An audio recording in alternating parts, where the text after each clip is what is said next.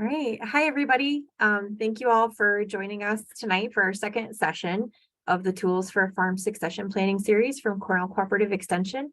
My name is Caitlin Wally-Stoll, and I'm a farm business management specialist out in Southwest New York. I'm just going to run through a few housekeeping things, and then we're going to turn it over to tonight's presenters, Nicole Tamel and Lynn Bliven, who we're so grateful to have here tonight and to share their expertise on our topics for this evening. They'll also be going over any questions that anybody might have had from our first session, whether you were able to attend live or if you had a question after watching the recording. So if there was anything that you wanted more information on, we'll save a little bit of time here in the beginning tonight to go over all of that. So some housekeeping things for this series. This is a 3-part series. This is part 2. In the emails that you've been getting from me, there's a link to our kind of like master webpage where we're including all of the session recordings, slides, and resource material. So continue to use that as a reference guide, point of landing for all of that information. There's 6 of us. This is a giant group effort. We're all located across the state. So if you have any questions or if this brings up any ideas that you have for your farm moving forward, please, contact whichever one of us is closest to you, and we'll help get you the resources and help that you need to move forward. As far as using the Zoom platform tonight, this is set up as a webinar, so you don't have access to turn on your video or your voice, use the speaker. So that makes it a little bit easier for bandwidth, a little bit harder for you if you have questions as we go along. But you can utilize the chat box at the bottom of your screen to type in any questions. We'll address those in and out as we go through. So even if you are afraid of interrupting the presentation, you can still type it right in and we'll work our way back to it. There's also a way that you can turn on captions if you are having problems with audio, and you can, it'll do a live caption so you can have a visual of everything that's being said too. If you have any tech issues along the way, if for some reason you get booted off the call, you can give me a call or a text.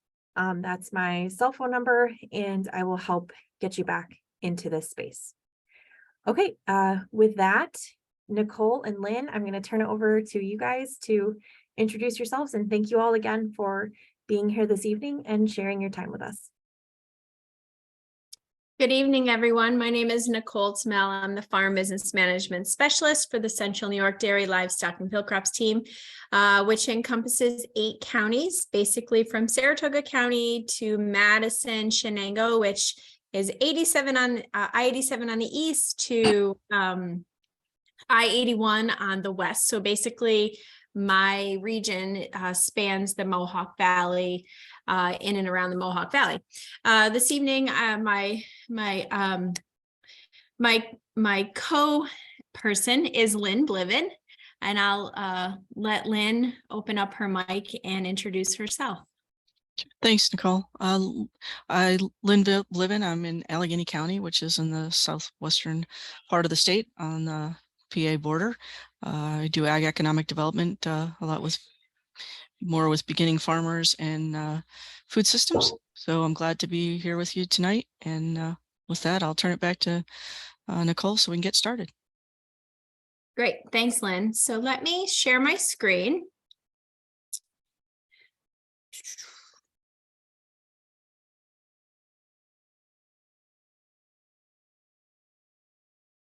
And this evening, we've got all sorts of things going on here. So it looks good on our end, Nicole. Great. I've got like all these little pop-ups happening, and I'm not quite sure why. I'll help keep an eye on the chat too, if it helps you to get rid of that on your screen. Okay, thank you. Yeah, we can do that. Awesome. So thank you everyone for coming this evening. For the second week. Like I said, Lynn and I are going to kind of tag team on this to bring you succession planning. Basically, we're going to talk about assessing your business and some different steps to take in order to do that.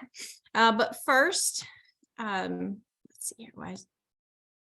I'm all out of sorts today.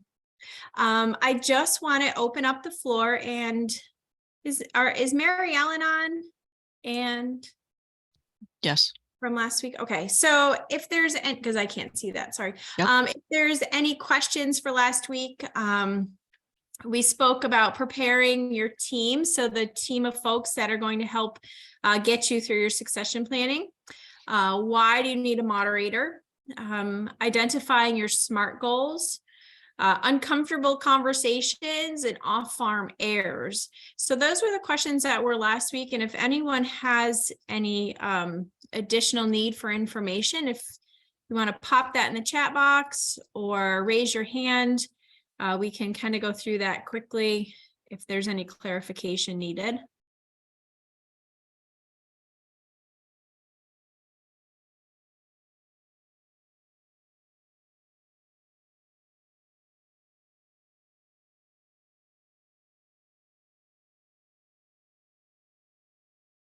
Not seeing anything.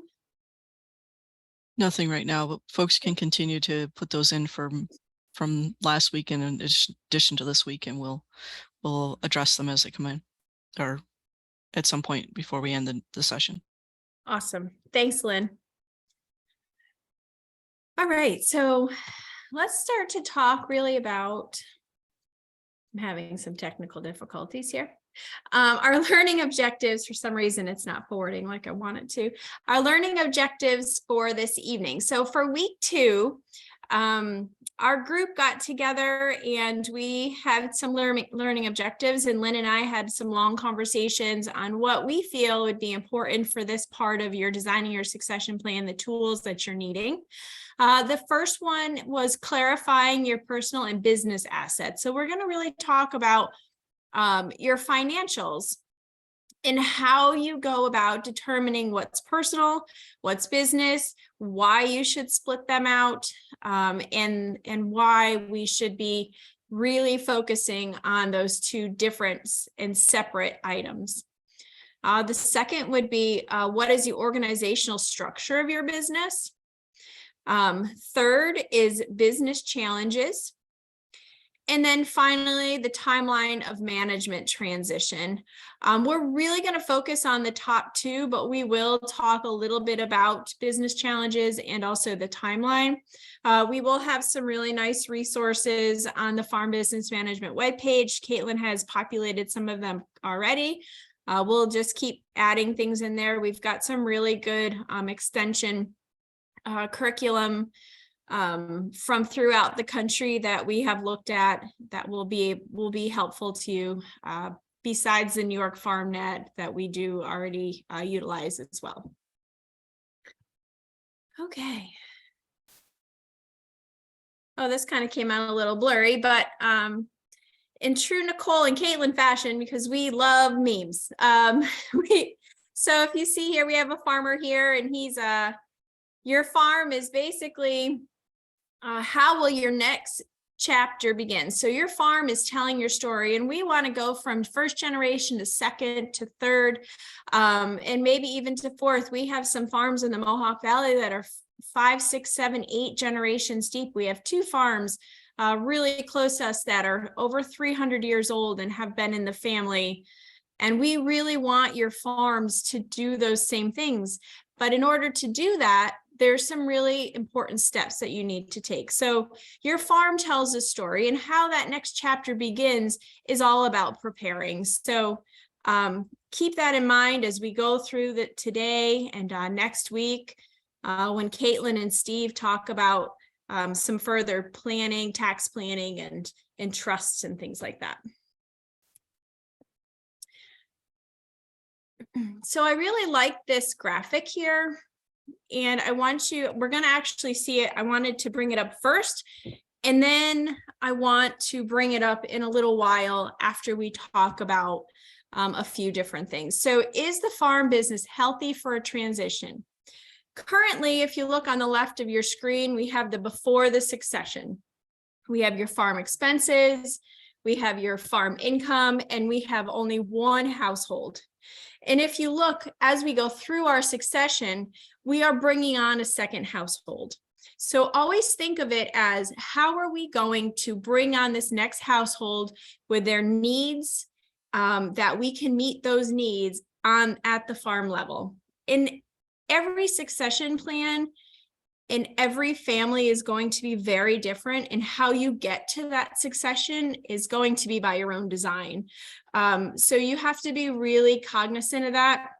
But just keep this in mind, keep this infographic in mind when you go from just one to now two, whether that be a child, whether that maybe be two children and their spouses, significant others, what have you, or maybe an off-farm heir, which we talked about last week as well. So however that occurs in your family is going to be by your own design. But after the succession, that farm and that land needs to be able to, hopefully, if we do this correctly, obviously it's going to, like I said, change for everybody, but we want it to be able to support multiple families. That is truly the succession. So, is this business healthy for a transition? So when we talk about that, we need to talk about taking care of the family first. The family is the crux of everything. We talk about family, however that it looks like for you and your farm, but taking care of the family first. Number one, we talked last week about mediation, conversations, seeking out successors. It's really important to make sure that we are having open and honest conversations with our families. If they don't know your wishes, your goals, and desires, then they can't work toward the greater good. So by allowing mediation to come in, whether it's through Ag Mediation Services, New York FarmNet, a lawyer service, however that may look to your farm, being able to have those mediations, those conversations. I remember last week they talked about not having it at Thanksgiving. Great point. Don't do it when your family's gathered. Don't do it over dinner. Make those business meetings, but take care of your family first. Your family is going to see you through this. And if you don't have those solid conversations, you could end up with a lot of upsetness within your family dynamic. And that's not what this is about. You want your farm to go on to the next generation, and how you do that, being open and honest, is very important. The next thing that I have on here, which a lot of people wonder about, is your broad outlines of your estate distributions. And those are called your bequests. So basically what that is you, as the senior generation, we like to call it, you guys go through and you create a list of your personal and your business assets. And then you start to identify what actually needs to stay with the business and what you're going to use for a personal request. So for instance, your I give statements. Child A gets this, child B gets that. These are for more tangible items, whether it's your china or your jewelry, antiques, vehicles, any kind of personal assets that on the that have value upon your death, almost like your will. You're starting to identify and start to leave those things to your family members. And so they also know. The worst part is, and I know everybody's probably heard it, is, somebody passes and they read the will, and the will is not what somebody was thinking was going to happen. And that again creates a lot of upsetness. So when you start to look at that, you start to create your list of all your personal and business assets. And alongside of that list, you start to do the bequests. So you're bequesting or bequeathing your estate distribution to different folks within your family. So those I give statements are very important. So is the farm basically healthy for a transition? And the second part to that, after you start to identify all of your personal and your business assets, is you need to evaluate and fine tune the financial health of that farm business. And people say, well, what the heck does that mean? And it really has a lot to do with personal assets and business assets. So I'm going to throw up a little poll to see if this works.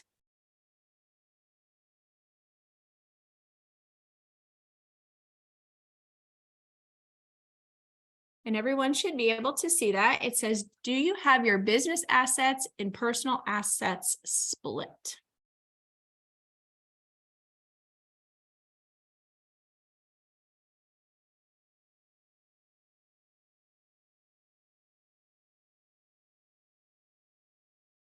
So most people said, yes, they do. Fantastic. That's awesome. Really important when you are starting to go into this is to make sure that you have those business assets and personal assets split up. If you don't, we might want to start identifying and splitting them out, because if you don't, they can just get, muddied in the water. So make sure that you're starting to make those lists and really start to hone into those personal assets. And personal assets can be anywhere from, 401ks, any kind of retirement. If you have mutual funds, all sorts of things. It would be really important for you to do that. Okay, so the next poll, let me share the results here. So I'm going to say congratulations to the folks that have already started, and the people that may have just haven't had an opportunity to do that. Why don't you take a few moments sometime and really just start to jot those down. It doesn't matter if it's on the back of a napkin. Start to look around your home, think about what you have in assets, and start to identify those.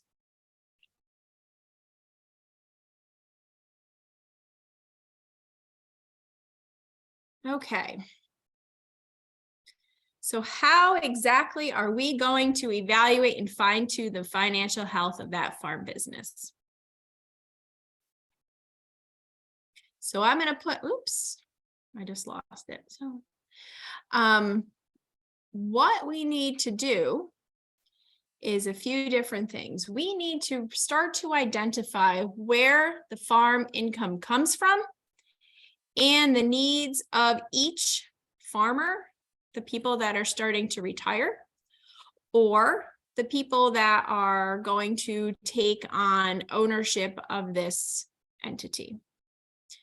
Because what happens is, will your off-farm income cease? Some people, their spouses may have had an off-farm income. Maybe their spouse is going to retire. So then you're doubly hit with not having income. Typically, lots of spouses work. With that comes health insurance, medical insurance. Maybe you don't have the opportunity to buy into, or if, depending on what kind of, or where you worked, you may not have the ability to get health insurance beyond your job. Did you pay into Social Security? Some farm families, maybe the farmer never paid into Social Security, or they did very little, so they may not get any Social Security benefit from that. The spouse may have some sort of retirement. So we have to start to look at where are the farm income needs, and how are we going to be able to maintain the lifestyle in which you're currently living. A lot of people want to maintain that lifestyle, depending on what that may be. That term lifestyle can range very, very drastically depending on the person. The second thing is, like I said, Social Security, medical insurances, life insurance. As you get older, life insurance premiums go up. So who is paying your life insurance? How are you going to pay that?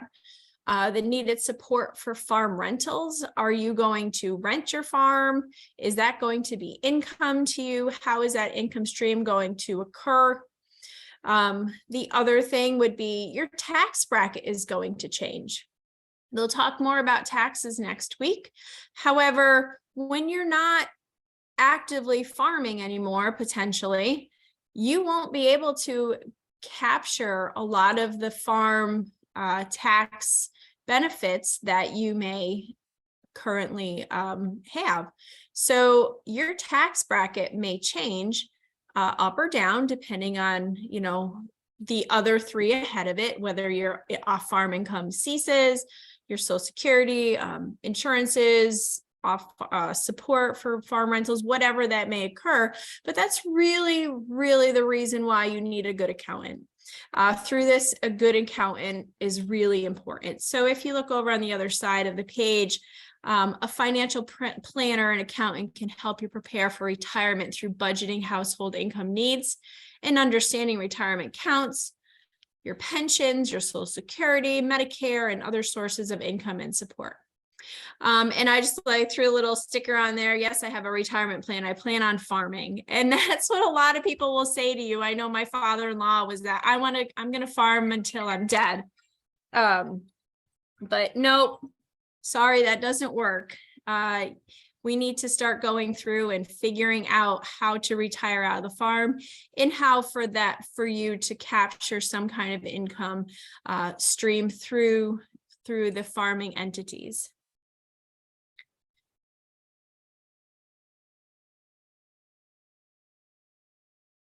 So are we good with questions currently?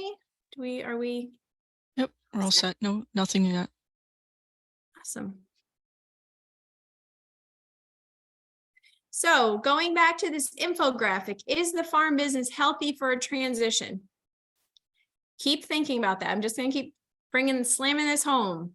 Farm expenses, your farm income, one household.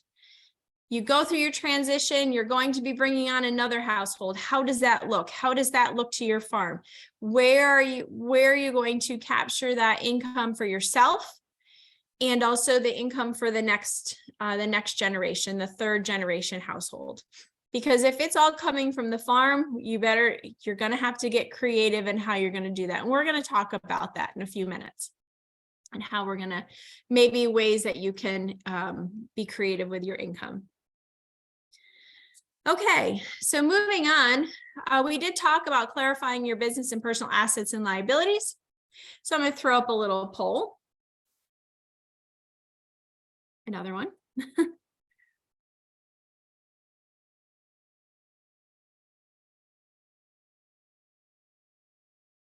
So this one says, do you have a financial statement for both your personal and business?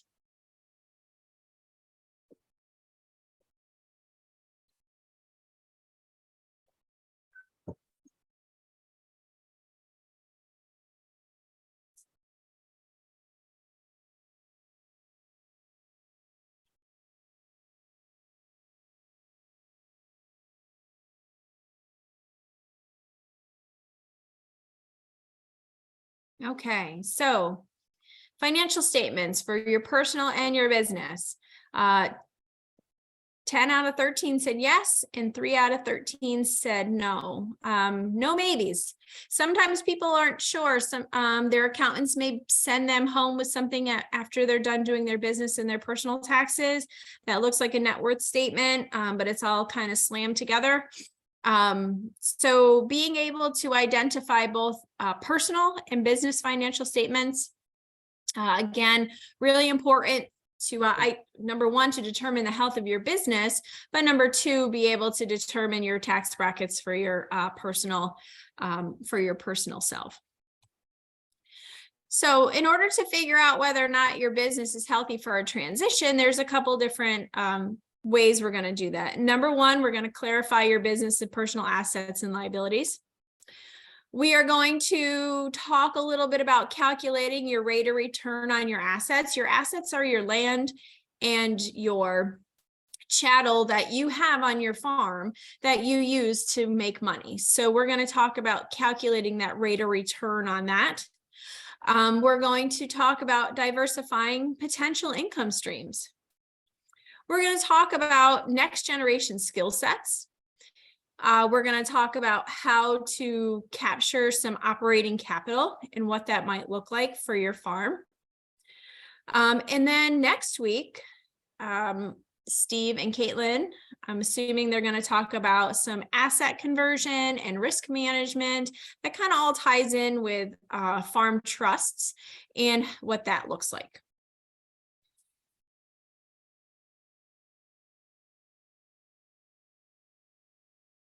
My slides just don't want to advance today. Okay, so clarifying your business and personal assets. We talked about your inventory of your personal assets. Really important things that you're not going to need for your farming enterprise. Those would be considered your personal assets. Identifying all of your personal wealth assets, 401ks, mutual funds, stocks, bonds, anything that is separate, your personal vehicles, jewelry, like I said, jewelry, china, anything like that. The second thing is your real property. Is your real property in your personal name? Is it in an LLC? Is it an S Corp? How is your real property identified? Your personal property kind of goes back to your personal assets, but do you have personal property? Maybe you have a camp on the lake, or you have maybe Airbnbs. You never know what people have nowadays. So identifying those personal property items, that would be above and beyond. Figuring out the present value of the farm. Now, present value of the farm is very important, especially if you're going to be putting this into a trust. Present value of the farm is also how people can identify whether or not we can create dollars, generate dollars off of your land. And there's a few ways you're going to do that. Number one, we can look at your assessed value, which would be your assessor's office in your township. You can look at that on your taxes that you get spring and fall, or spring and winter. So your land tax and your school taxes would have your assessed value on it. It is a ballpark number. Some people don't like that. Sometimes it's assessed too low. Which is actually a good thing, unless you were selling it for market value. So you can look at your assessed value. You can actually identify a formal appraiser through a licensed appraising agency. We have quite a few farm appraisal agencies in New York State that do a fantastic job, and they are very they're on target. We'll say that. They do not inflate and they do not deflate. So it's real. So that's another way to do it. However, that can get very, very pricey. And I always caution people to not go through a full appraisal unless it's absolutely necessary, because appraisals can range anywhere from $5,000 to $15,000 in either side of that. So appraisals, if you're going to use a formal appraisal by an appraiser, a licensed appraiser, you can get pretty costly pretty quickly. And that would be something that you and your family would have to identify whether or not that would be worth it for you. The next would be estimated fair market value. And that you can do a couple different ways. Again, you can utilize the assessed value of your farm. You can look at Zillow. Sometimes people look at Zillow or lands for sale in New York, throughout the state, and you can see what different lands are bringing within your county. This morning, I live in Montgomery County. I was looking in Montgomery County. There's about 120 properties for sale, to just try to identify what it would cost on a per acre basis. Another way you can do that is you can go to the NAS Statistics Service through USDA.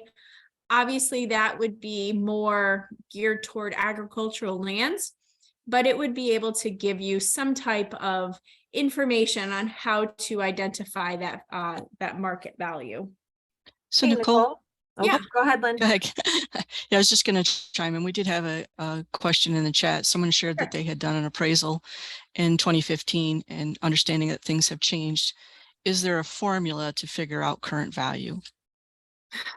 Like I said, I would go those different routes. 2015 is really old. Actually, it's interesting if you were to go through a bank and have a reappraisal done, those appraisals will only hold for about 6 months. So it would behoove people that's why, like, when you're doing transactions, land transactions, to get those done quickly, because they really only hold for 6 months. Sometimes they'll stretch them to 12.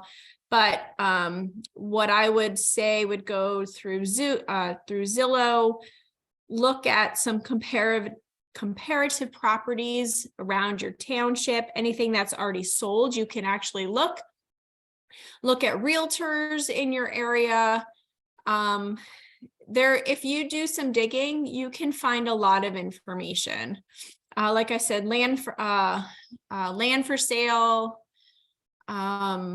farmland for sale. That's a nationwide company, and you can kind of website you can look through and find lots of farms all over. And I know that that's really a good way, because they are current and they usually have like the most recent solds on there. And those most recent solds will give you total dollars sold for, as well as total acres. So you can kind of calculate what that is. It's kind of a rough science unless we really do a true appraisal. It's kind of a rough science, but that gives you an idea.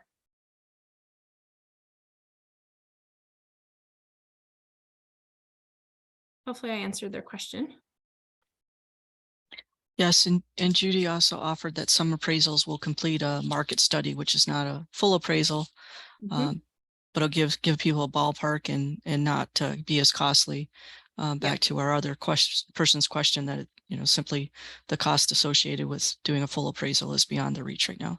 Yeah, so you can do, so some banks, depending on the cost or the value of the land, they may just do what they call a drive-by appraisal. That's very, very inexpensive. Kind of, I believe that's probably what Judy is referring to. And it just does a basic market comparison. Looks at the land, looks at any house, doesn't do a full walkthrough and all this stuff, like just does a general overview, looks at the land, looks at the type of land, looks at the last year prices or what's occurred, and then it kind of gives a good ballpark. So that's another way to do it too. Much more cost effective, but I don't know if you were really looking to find out a full appraisal, if that would be useful. So there's ways around it.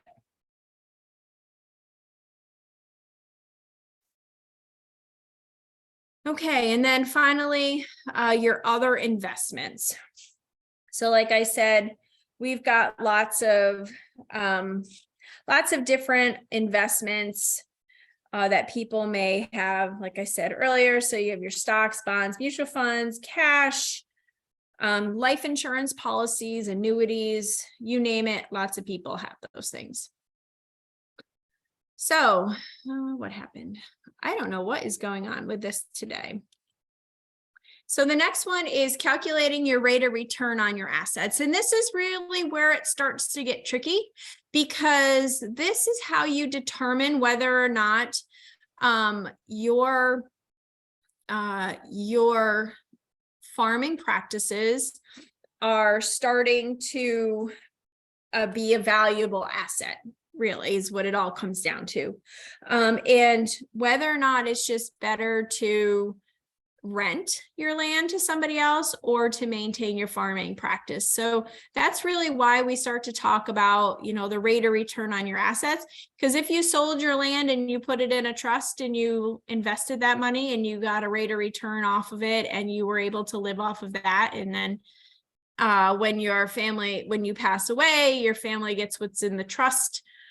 Some people have that option. Some people do that when they do their farming business.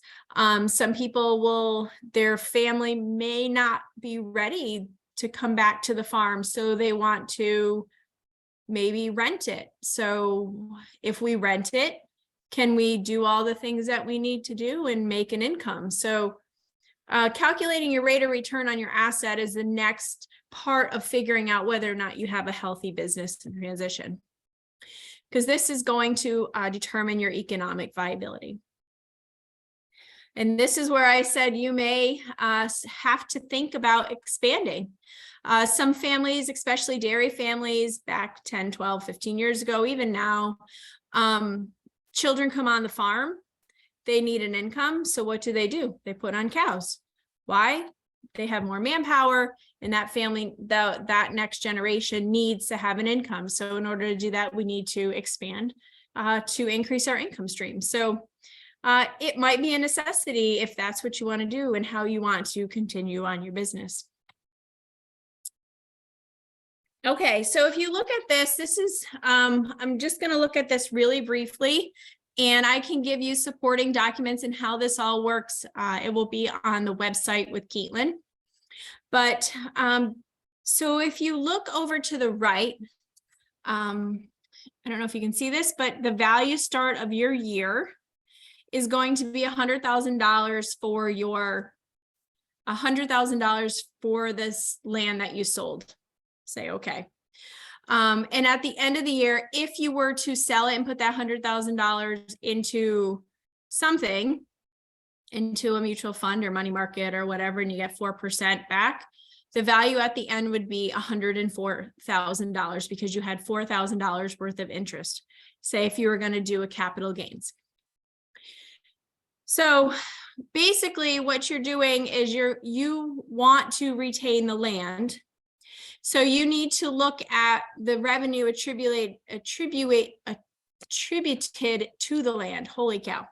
And you need to look at if you want to maintain this land, what is going to be your return on that land? So if you just sold it and you sold the land and you had $100,000, you put it into a money market account and made 4%, you're going to get $4,000 at the end of the year. That will be your growth. So say we save that and we actually start to utilize your value at the end of the year. Maybe that is going to be rental rates of $4,000. And the cost associated with the land, say it is, say it's $3,000. So the income, so your capital gains of $4,000, and then your net income of $3,000 is going to give you a $7,000 rate of return on your investment. So your total return on your land is going to be 7% versus if you sold your land and you put it in a money market account and you only gained $4,000 at the end of the year. So what you need to do, and like I said, I have step-by-step stuff to teach you all how to do this because we only have so much time. What you need to do is determine what the revenue would be and whether or not it would be better off to sell it, which some people do, or to rent it. And then you get your rental income, you get some capital gains, and then you're able to increase your rate of return. The other part to this is called a triple net lease. And this is something that a lot of people are trying to do now. And a triple net lease is the rate of return on your assets, but you're renting your farm property to maybe somebody else. Maybe you're renting it to your child. So you would put your land into a trust or an LLC or what have you, whatever that may be. And then that person rents that from you. The rent is not a rent to own. It is not a lease to own. So they do not technically have full control over it. They are renting from you. That person pays your real estate taxes, your property insurance. If you have a mortgage interest, they would pay that, all your land expenses. And then if you have a 2 to 5% rate of return that you would want to put on there for your own personal. So then you would actually garner an annual rental payment or a monthly rental payment from the person in which you are leasing the farm. This is a really good option for a lot of people. Maybe they want to be completely out, but they do not want to sell their land. They want to keep it for the next generation. The next generation wants to rent it. And they want to set up their business or continue the business in which is occurring there. So this is another really good candidate.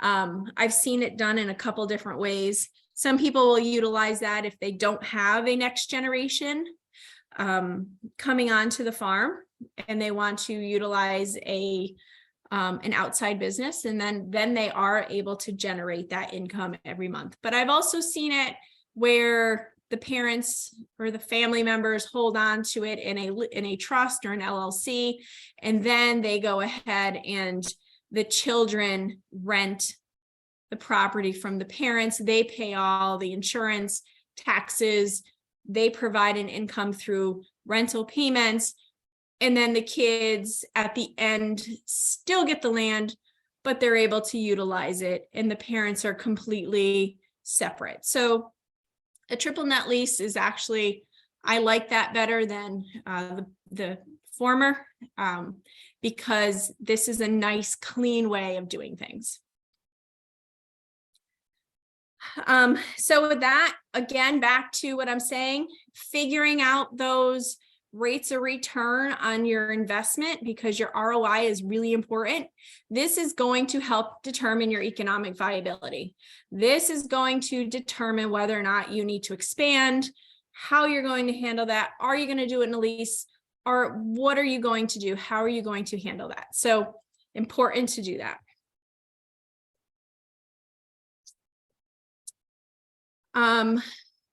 So to do that, you can start to talk about diversifying your income streams through new markets, value-added processing or certifications. We have a lot of people in extension that are ag economic development. Lynn is ag economic development. Laura, who sometimes is on, is ag economic development. Judy's ag economic development. Steve's ag economic development for small business, for small farms. So we have a lot of folks in extension that are fantastic at helping identify income streams with value-added processing, new markets, certifications, anything like that. So reach out to extension. Reduce your cost of production after analysis of expenses or investing in new technologies. You may need to do that. Some people, I have a farm now that next generation, they are a small farm. They're actually looking at investing in robots to milk their cows because dad wants out, son wants to maintain, but they have very little help. They're thinking robots. So they're thinking about investing in a robot. That's investing in new technologies so that the next generation can maintain or diversify or whatever that may look like. Increase productivity by adding land, higher crop value, higher value crops, or new business lines. There's lots of different ways to be able to work on your assets, use your assets to start diversifying that income.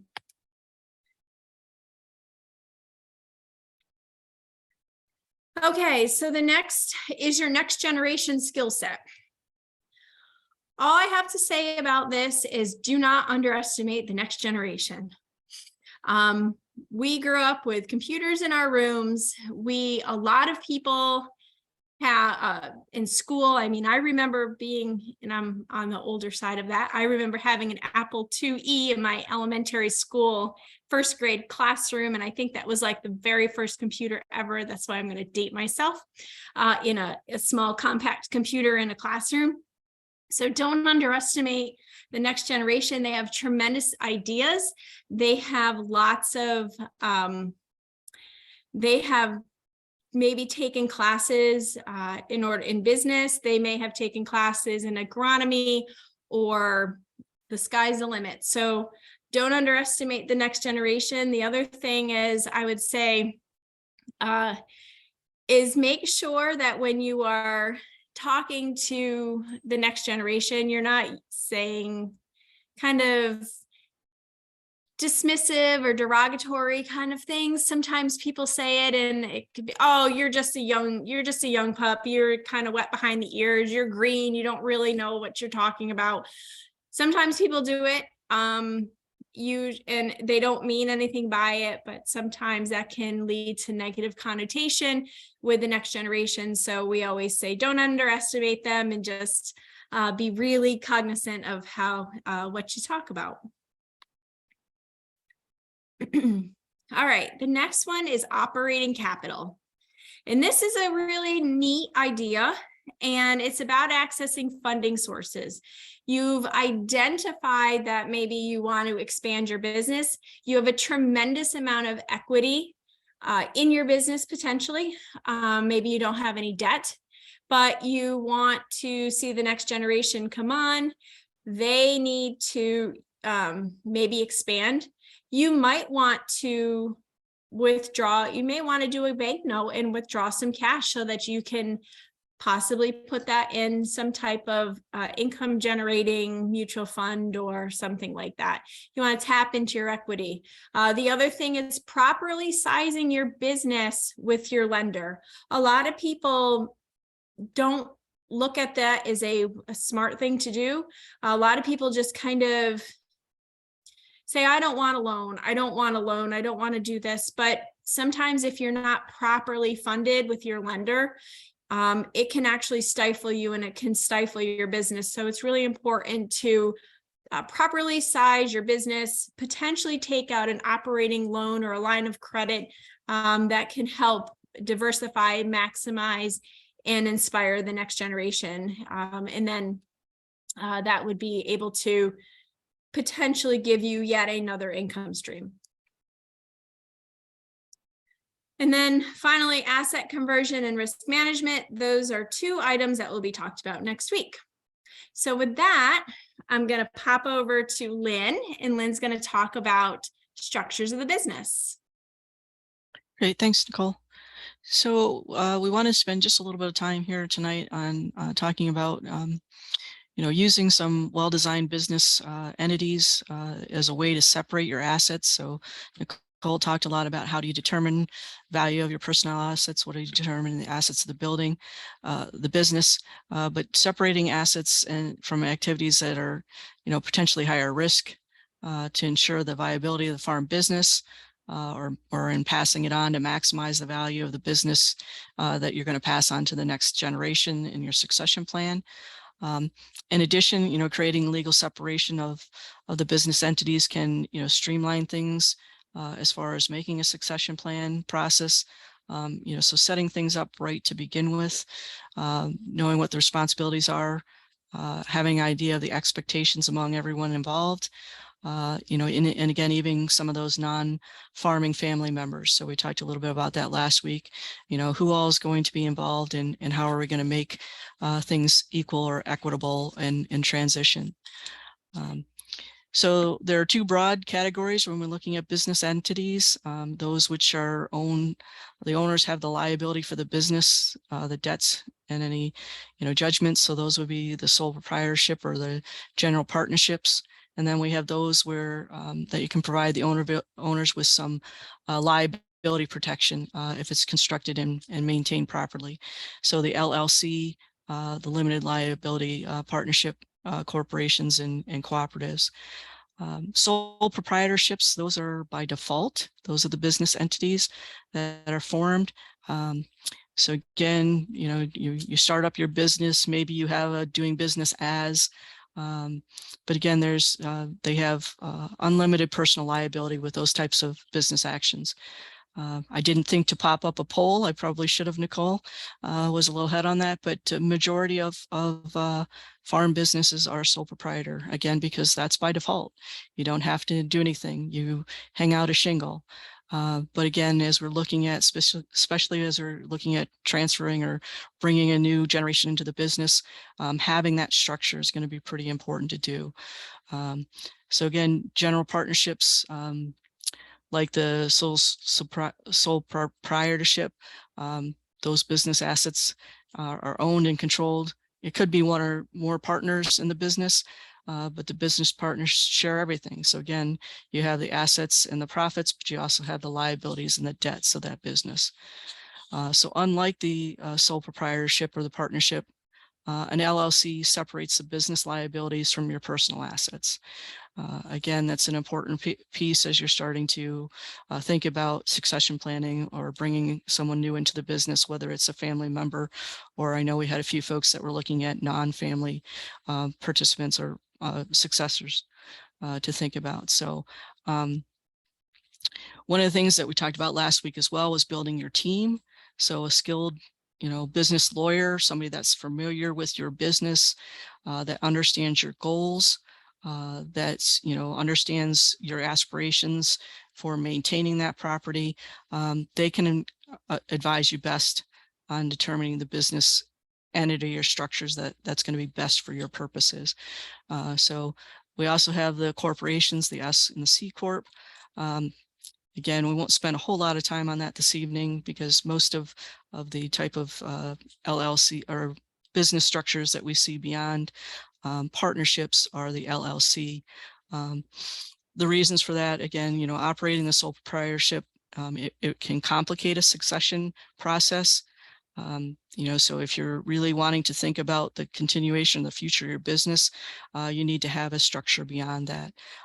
With the sole proprietor, the death of the owner, it's likely to result in, loss of the value of the business itself in that transition, even if they have a will in place or they have signed some kind of a trust in place. Transferring the ownership of that individual's, the individual farm or business owners assets to the new generation is going to take a lot of time. It's probably going to take money, to bring somebody in, and there's not always a structure. That kind of structure is not going to be in the best interest of transferring a business. Not that there's any perfect type of business structure. I mean, there are still going to be concerns for debts and liabilities, but if you put in a structure and you operate it correctly, things that can limit the owner's liability, that's going to be helpful again, both in protecting the current generation, but also the generation coming in. But it's also important, regardless of the structure that you set up, you need to realize that it has to be maintained correctly for the owner, for you as the owners to enjoy the benefits of that type of business organization. So, if some of the characteristics that we want to think about when we choose an entity, what are the liabilities of the owner for business debts? Nicole talked about taxation. Steve and Caitlin are going to go more into that next week. So there are tax benefits based on the type of business structure you have that you want to consider. Your owner rights and decision making, who all wants to be a part of the decision making team. How are you going to be able to engage all of those? How are you going to share the profit?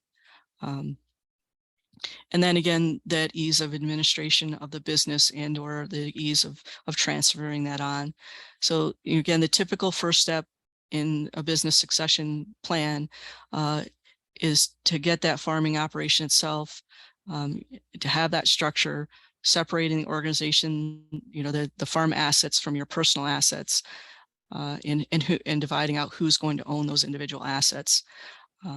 Again, so, the reason corporations are going to be a little bit less flexible than an LLC. And so that's why currently, the majority of farms move to an LLC from a sole proprietorship. So again, limited liability companies, they're relatively easy to form. You can file, articles of organization with the New York State Department of State. In some cases, it may be beneficial to work with someone to help you do that. You may spend a little bit more than you can do it on your own, but they're also going to know the specific requirements for filing the paperwork and for posting the notice of the public notice for your LLC formation. And so that's an important part of establishing it correctly. The other thing that you need to do, though, again, as we talked about, it's not only selecting the type of structure, it's thinking about, how I'm going to put all those agreements in place to help with management. So operating agreements, discussing that between management, thinking about the ownership transfer, take into consideration the unique farming situation you have. What are the complexities of your farm family? What are the complexities of the farm business? So for example, in a multi-generational LLC, it's important to know, clarify who has the management control. At what point are you going to transfer that over? What members without management, what are their kind of roles and responsibilities? Do they get a vote and an account in the decision making? So all of these things, as we think about, is setting up the LLC. The more you can do up front, while everybody's getting along, the easier it's going to be down the road. So thinking about how do we make these decisions when everybody's on the same page. So again, creating and maintaining all of these the LLC provides, again, an important risk management tool, as in addition to giving you some clear expectations and ways to have a discussion amongst the family and the different generations. Again, thinking about providing that clear stream of income to different family members. It might depend on their involvement in the farm business. So an example here, we have an LLC, they have an active operation. They're paying salaries to the, farming generation, Gen 3, Gen 2, as long as they're providing the management and labor for the business. This is a source of, household income for those families. Farms from Gen 3 and Gen 2 are also, members of the LLC, so they're eligible to receive, distributions from the profit. We can also say, set up in these agreements, the pay established in the market value, for if one generation or one LLC, we may have multiple LLCs depending on the, again, the complexity of your business. One LLC may suffice, and a personal assets, some of the land stays in a personal assets. If you have, the more people you have engaged, the more diversity you have in an operation, it may make sense to have multiple LLCs. If you're traveling down the road with, trucks and you're spreading manure or hauling feed, there's a significant liability in that. So you may have an LLC just for the, the farm machinery and equipment going down the road. To keep the LLC in the family, there should be buy-sell agreements for all the members to share, so that if a member wants to leave the LLC, they have to sell their shares within the family, or the LLC can buy them out. Setting up again in the beginning, how are you going to create a valuation or method for payment, so that there's again, you can plan for that if that were to occur, in order to keep that that asset within the business structure. So again, a couple of things, business accounts, in running the, the LLC or whatever structure you choose. In addition to that, it's maintaining it and separating those things out. So making sure you have, that your business accounts are kept separate from your personal accounts. Business accounts can't be used for personal expenses. The business, can pay wages to bonuses or to those who own the business, or profits can be distributed. But again, it's critical to keep the business assets and accounts separate from your personal accounts to maintain that proper record keeping. Keeping separate record or business accounts allows for management and potential creditors to evaluate, again, the viability of the business. Some of those things that Nicole talked about earlier. As a business, to see if the farm is making enough income to maintain or to grow. So again, if you're thinking about bringing a generation on, it's important to have those businesses or those accounts in place.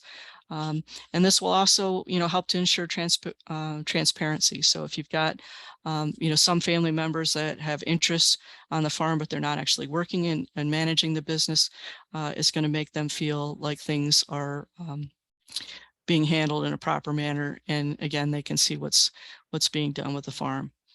So probably one of the biggest benefits of an LLC for business, succession planning, again, it's that ability to separate the business ownership from management controls. Again, when you've got multiple generations involved, that have put in the hard work to build that business, they should be able to continue to get the benefits financially from that business and retain shares.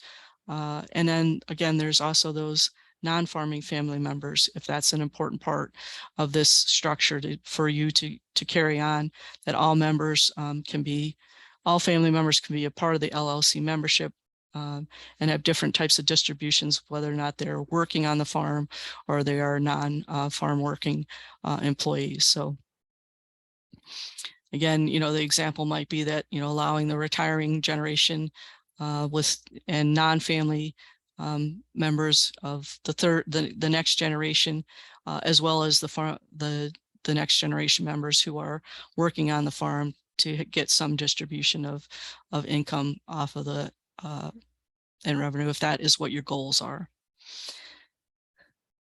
So again, just kind of as we're looking at time frame, establishing a business as in, the LLC, or and again, there may be a better structure. That's why, we encourage you to include different team members. But simplifying, by having an LLC or that structure, it's going to simplify that estate planning or succession planning down the road, because you've already separated out the business assets from your personal assets. And then again, making that division with the next generation easier and much more straightforward. So I think we can move on to the last next slide there. So again, pieces of the business succession plan include setting up your business structure, and in all the operating agreements that you might put in place.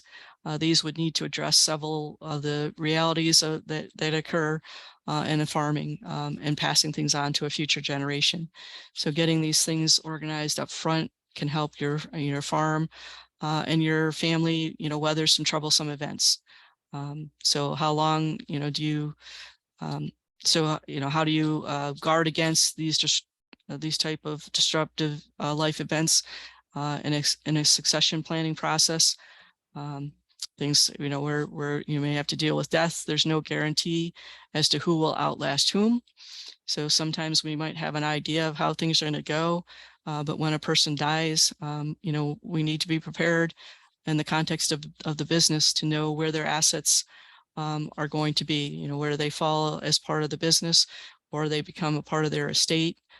If one of those assets is the membership in the farm LLC, that things have been put in place up front, that membership, again, becomes part of the estate and will be transferable to whomever the will or trust was designated by that person.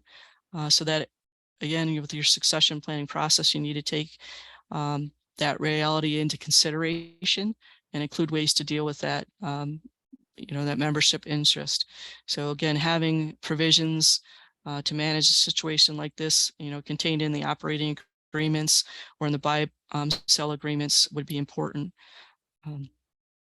Again, the LLC operating agreements or buy-sell agreements should also provide for the case of an owner divorce. Again, thinking about those up front, or perhaps you have a family member who's not yet married. What will that entail? So having those entities in or its ownership that has the right again to purchase that owner's interest, and having the terms and again including how are you going to value that in order to protect the remainder members of the business. And would be the same thing in considering a bankruptcy proceeding, which might also then entail where the membership's interest becomes assigned to a creditor. So again, thinking about these type of things to begin with, when everybody gets along and you can put in place the things to do the best job you can to provide for the continuation of the farm business. I think with that, Nicole, I'll turn it back over to you. Okay, thanks, Lynn. Yeah, I just want to say one thing. Divorce is something that people don't like to talk about. And prenups and postnups are not the dirty words that they were of 20 years ago. Prenups, kids, families that have children that are getting married, prenuptial agreements, especially on very large farms, are kind of, that's what you do. In postnuptial agreements, if children receive things from their parents, trusts are a really good way. If there is a divorce that occurs with the child of that's going to be bequeathed the trust. The person that is being divorced, that actually gets protected. There's some protection mechanisms in there. So prenups, postnups, it's something we talk about a lot now. Like I said, it's not the dirty little word of 20 plus years ago. And I talk to my kids about that now too. And my husband always says, oh, well, what if 20 plus years ago when we got married, would you have signed a prenup or a postnup? And I said, well, we didn't have anything then. So no, but when you start to gather assets as adults, then you start to think about, especially with farms, like you think about your children and making sure that they're protected. So that's a great addition. Yeah. To think about things while everyone's getting along. And again, this is not a static type of document. It's a living, and it needs to be looked at and viewed as there are new people coming in or potential. So yes, thanks for adding that. Absolutely. So yes, so not static, always changing with the circumstances, and we need to be aware of that. So awesome. Thanks, Lynn. So finally wrapping up here. So we have a few minutes for questions. We want to talk about that timeline for the next generation with critical issues. The first thing we like to talk about, and we can just, there will be some supporting documentation on the Farm Business Management website, but the transfer of labor. So basically moving who is actually now doing the stuff, like the every day-to-day kind of stuff. So it goes from one generation to the next. The one generation starts to step down, does a little less on the farm or in the business.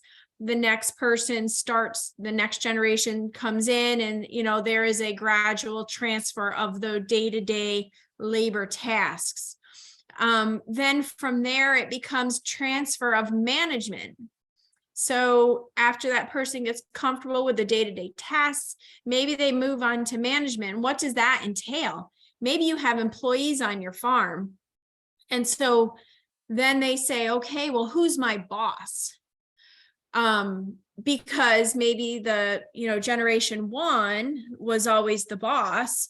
Generation two were always the kids. We're going to say that, but now those kids are now going to be my boss. There's farms where kids have been raised, went to college, came back to the farm, and there's people there that are 40, 50, 60 years old, and here is now a 25 or 30-year-old person managing those people that just watched you grow up from a child. So that transfer of management and is really important, and to identify that, and to know that maybe sometimes people get a funny feeling about that. So, transfer of the labor. So the day-to-day tasks being more available on the farm, the senior generation starts to step back, holds back a little bit. The junior generation starts to take on more responsibility. Then the transfer of the management, whether it's the employees or the cows or the financials or whatever that may look like. I really focus on the employee and the labor part of it. So thinking about how that looks and how that is determined is important, and making people comfortable with the transfer of management. And the other thing is management styles are very different person to person. So the senior generation may be this type of management style, where the next generation may be very different. And so there's going to be some there's going to be some change there, and that change can maybe create some conflict. So we need to be aware of that. Transferring the assets would be number 3. So now we did the labor, we're managing, we're showing that we're doing this. So now let's start transferring the assets. Those assets, if we did it correctly, maybe now they're starting to get more percentages in the LLC, so they have a larger share. Maybe things are starting to get signed over to that next generation, whatever that may look like. The transfer of assets starts to occur. And then just making sure that we are identifying and the identification management of risks and barriers within that next generation critical issues. So just being aware. When mom and dad, pull out, they want to enjoy their life. They want to be in retirement, but it's still maybe important while the next generation is moving on and moving through, that they have some active say, but maybe not the end all be all. I've seen that a lot where the senior generation, and we can go back to the meme that Caitlin put up last week with this, with the queen, and then the queen dies at 93 and the son takes over at 70 something. There's some now risks and barriers there versus now the next generation of, the youth. How is that, going to occur? So identifying, managing, seeing what's happening, and being able to identify any kinds of pitfalls along the way, because labor, management, assets, those are 3 big things, and nothing goes smoothly. We all know that. It's life. It's like Murphy's Law. If something seems to be going great, something happens. So just making sure that parents are there, but know that they're not the end say. It's a team effort to get to the next point. So a few little thoughts as we wrap up at 7:45. Team is the key word. And you like my little infographic of, plan, control, execute. We have to organize. It has to be really goal-oriented, communicate, strategize, look at your team, plan. Team is the key word. We need to do this as a team. Parents are always, the senior generation is always they're the creators of this document. My mother-in-law said to my husband just the other day, if you do something, you're out and your brother is in. So that's just how she is. She's funny like that, but she's like, you do one thing wrong, you make one, you're skating on thin ice and you're out and your brother's in. And she does not care, but she was just joking. But teamwork is the key word of all this. Who is making those decisions?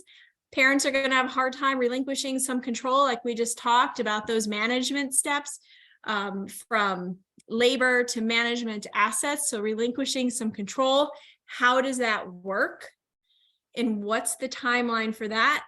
Dad may have worked 60 years on the farm, and now he can't just not go outside and do something. He just can't do it. He needs to be there, but at what capacity? And relinquishing some control.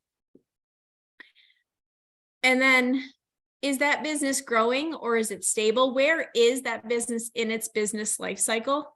That's really important too, because there is a business life cycle. And if that business is kind of stable, can it, after you go through your thoughts with designing that succession plan, can it grow?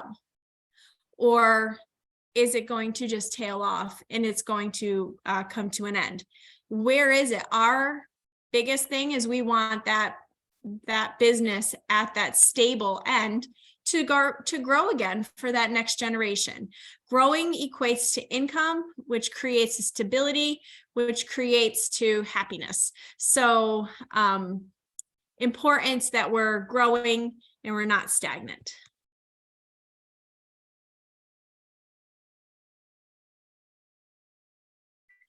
And then, like I said earlier, avoid using generalized statements to the next generation. you're wet behind the ears, you're green, you don't know what you're talking about.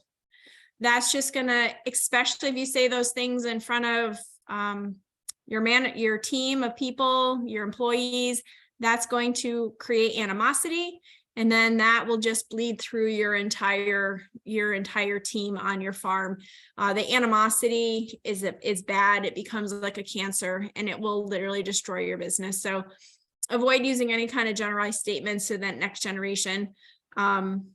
It's important to be positive when you're going through this, because it's a very, very hard thing. Let's see here. I can't read my last one. Always have an exit plan. Always have an exit plan. If there is ever a withdrawal, if a child says, I don't want this anymore, I'm done, how are you guys going to exit? Okay, we're going to sell all the cows and we're going to rent the land to our neighbors. We are going to get somebody else in here to milk cows. What are we going to do? So always have an exit plan in place before you go any further.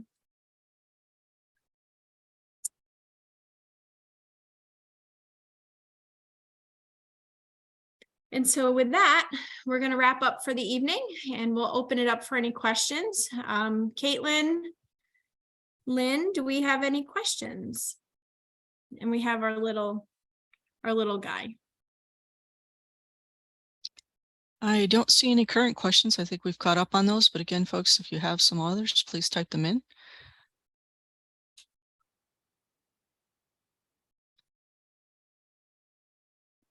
Yep, I can kind of go over some end of the session to give people some time to put questions in the chat box that they might have.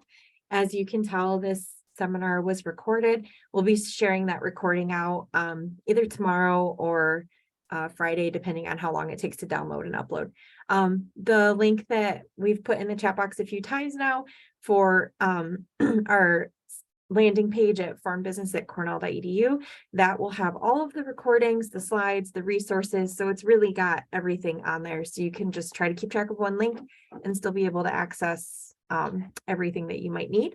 There's also a listing of all of our contact information, so you can get in touch with any of us that are close to your region if you have specific questions or questions that you didn't want to talk about in this public space. So we'll leave the chat box open for a little bit longer. And then just as a sneak peek for next week, Steve Hadcock and myself will be covering tax management and succession planning and some of the other nitty-gritty topics. So particularly the importance of doing some tax management steps early on, federal and state tax liability guidelines. I'm looking at our list here.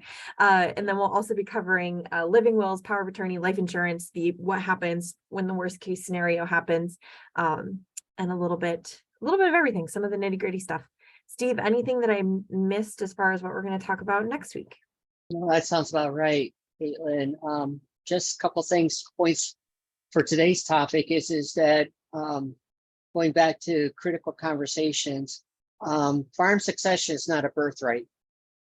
That a child or may be a very good laborer, maybe a very good worker, but do they really have the managerial entrepreneurial acumen to really take the business over and continue it and make it grow?